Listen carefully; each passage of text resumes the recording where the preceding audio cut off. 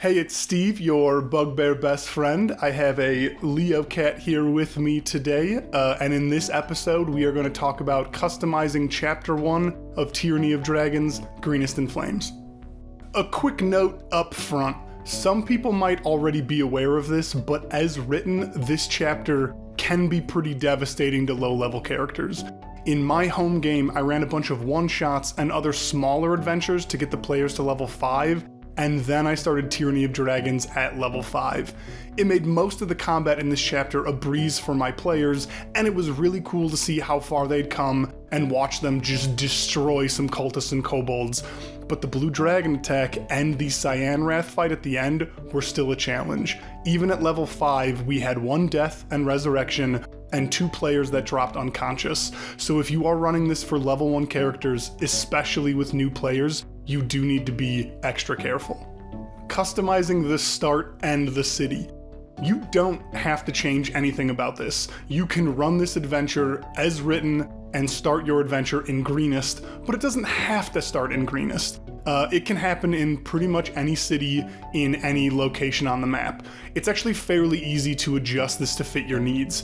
The adventure gives you a pretty good framework with some major characters in major positions, and if you want to move this to a new location or a new city, then you just need to take that same framework and change some of the names.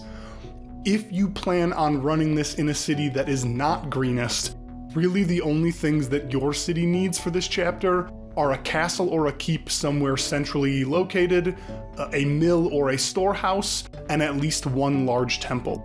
In my game, the adventure started in Sleeth, the home city of one of my characters, a gnome paladin named Kickflip. Nolan is also an artist, and he did a bunch of the character art for our game, so the artwork that you're seeing is his. Important characters.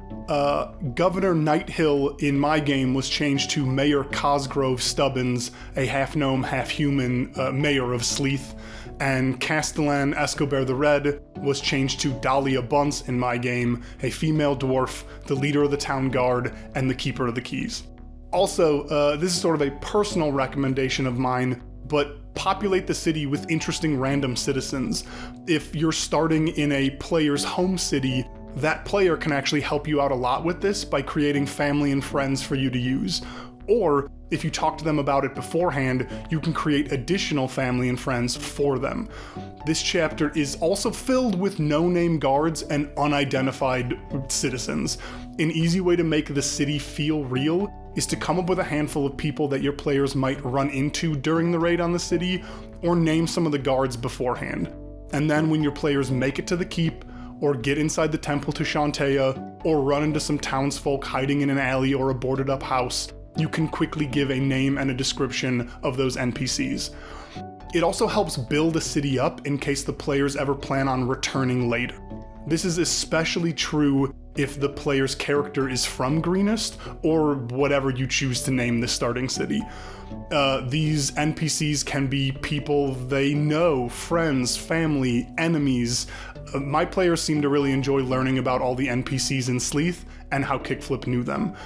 They also ended up having a lot of interaction with Kickflip's family because the main drive of the party during the raid was to make sure that his family was safe first and then help the city as a whole.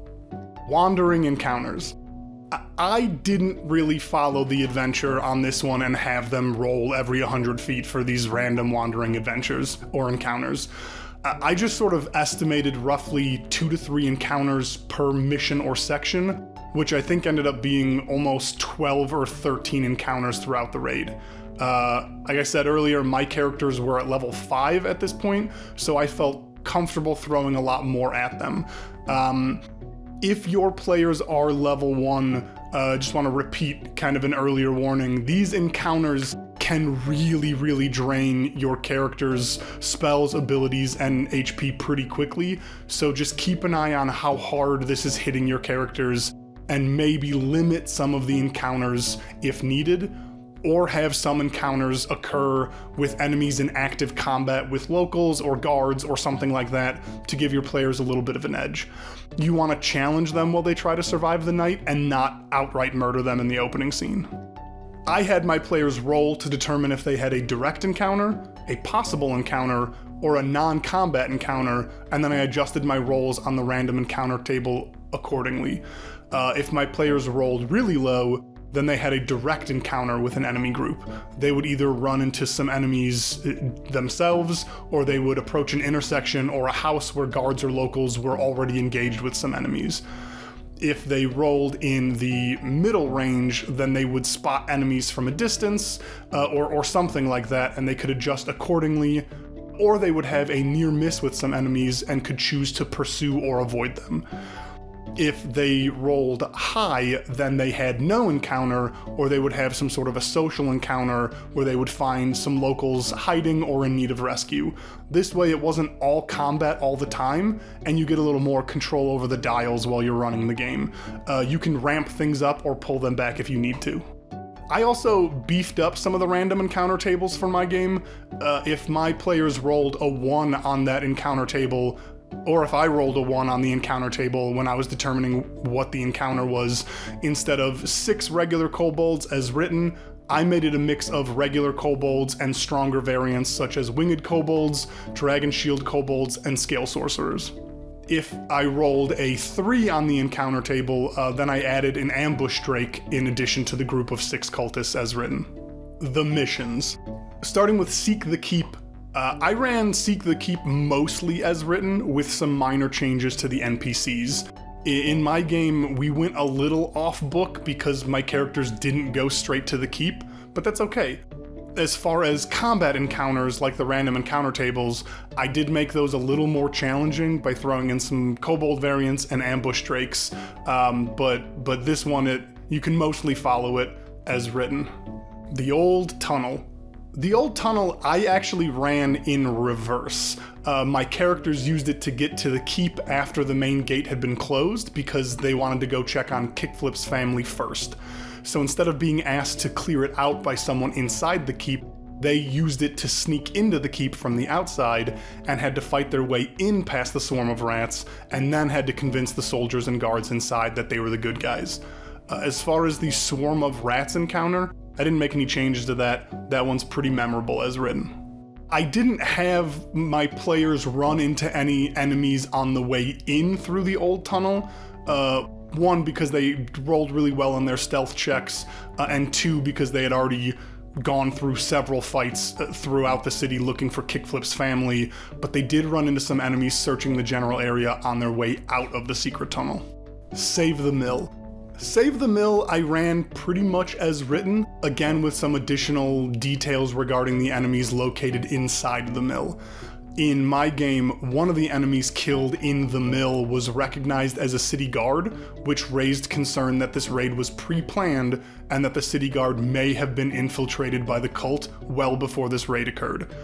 I made some minor adjustments to the combat encounter here by throwing in 2 acolytes in addition to the 1 cultist and 1 guard per character. The Sanctuary mission. Sanctuary I also ran as written. I just populated the temple with a handful of NPCs who were hiding out there and they had locked themselves in during the raid for protection. I made no changes at all to the enemy groups here patrolling and trying to break in. There was, I guess, one big change though in my game, and it wasn't even a change that I made the decision for, but in my game, I offered my players the option of the Save the Mill mission and the Sanctuary mission. My original intent was that the mayor or the governor was going to offer the party both missions, and then they would have to choose one or the other. However, my players decided to split the party and actually handled both missions at the same time. So I used this as an opportunity to introduce some additional NPCs and connect them to the party by either having the mayor send some NPCs with one of the groups, or the group ran into some NPCs along the way on their mission and got some assistance. If your players do decide to split the party for some of these missions, it's a great way to introduce some important characters and maybe some helpful backstory as well. The Sallyport mission. I didn't use the Sallyport mission at all. I didn't feel like it added anything important to my game, and I couldn't find a way to adjust it to make it feel natural or important to the story, so I just skipped it. which is a totally cool thing that you can do. If you don't like something in an adventure, or you don't think that it fits the adventure that you're running, you can always just skip it or cut it out. You do not have to run every adventure completely as written if you think it's gonna slow things down or make it feel less fun. The Prisoners mission. I actually gave the Prisoners mission to my players as an option while they were doing other things. It's not like its own specific mission. Although they did jump the gun on this one a little bit and actually knocked out a kobold that they took with them to the keep as part of the Seek the Keep portion of this chapter. That kobold didn't really offer up a lot of useful information during the interrogation, so the party was asked to bring back someone who might know a little bit more. The dragon attack. In my game, I had the dragon have periodic flybys throughout the night. I think there were 2 lazy flybys with some lightning attacks, and then the final major attack came when the players were back at the keep after completing Save the Mill and Sanctuary. It signaled the wind down of the raid and was used to give the remaining raiders a chance to start their escape with all the goods and the prisoners. I know the book points this out, but I do want to remind you again because I feel like it needs to be brought up a couple times. A dragon breath weapon against your players is going to be brutal, especially after all the combat that they would have gone through before they got to this point. My players went out to try to distract the dragon and prevent it from going after some of the guards, and also tried to attack it and see if they could maybe damage it or scare it off or something. And even with my players at level 5, it was the dragon's breath weapon that was more than enough to outright kill our sorcerer and drop our paladin kickflip unconscious. The half-dragon champion. The half-dragon champion I ran almost completely as written. Cyanwrath is a great fight to wrap up the raid. 1, it signals the end of the raid officially, and 2, it lets your players know that not all the cultists are weak, low-level pushovers. Especially if you can play it cool at the beginning of the fight to feel things out, and then when the time is right, you just go for broke with that double attack, action surge, breath weapon. It's a pretty killer combo in general, but even if your characters are a higher level than what the adventure plans for, it still has a pretty good chance of dropping them. Or if you really want to show how strong Cyanwrath is out of the gate and shake your players a little, start with the double attack action surge breath weapon and take him down in the first round, and then have Cyanwrath leave disappointed. It's a great way to build him up as sort of a recurring enemy that they're going to meet in the future. In the next episode, we're going to take a little bit of a break from the adventure or the module for a minute, and I want to talk specifically about creating NPCs and populating your world overall. And I'll probably have a guest with me, so that'll be super cool.